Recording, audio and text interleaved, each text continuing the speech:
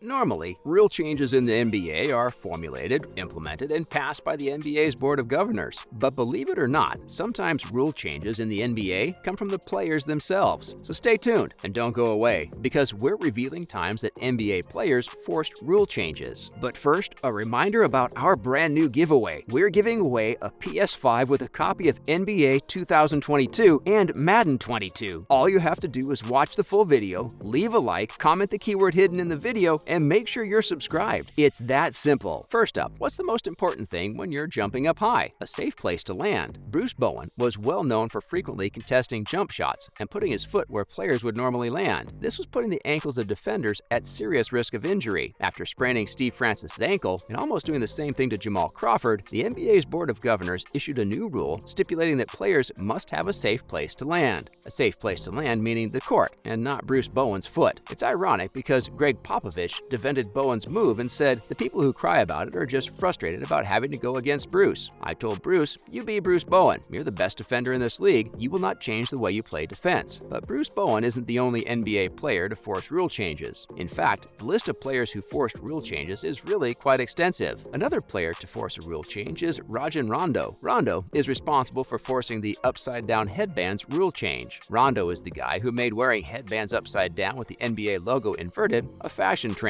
The NBA's board took issue with this and ultimately banned the practice, citing that headbands must be worn with the logo facing the correct way. Next up, how did Magic Johnson force an NBA rule change? You're about to find out. We're talking about how Magic Johnson forced the NBA to create the blood rule. Magic Johnson continued to play basketball after discovering he had HIV at a time when there was little public knowledge of the disease. Later, however, this led to widespread concern among players. For instance, Karl Malone was concerned that he might come in contact with Johnson and get infected with the disease, because keep in mind that at the time there was virtually no cure for HIV/AIDS, and even today a cure for the disease is still very much in its infancy. So now the NBA mandates that if there is any bloodshed during a game, the play must be stopped. Another NBA player who forced a rule change was the late Kobe Bryant. In 2004, the Pistons lineup didn't have the biggest stars. However, what they did have was a stellar defense. Footage of the 2004 NBA Finals shows the Pistons bodying up and bumping Kobe every time he tracked to the basket. No foul was ever called, though, because Kobe had the advantage on the defender. The bump slowed Kobe down just enough to give Ben Wallace time to be in a better position to defend the basket. After the finals, the NBA's Board of Governors discussed the difference between player and team advantage, and this led to the NBA eliminating hand-checking before the 2005 season.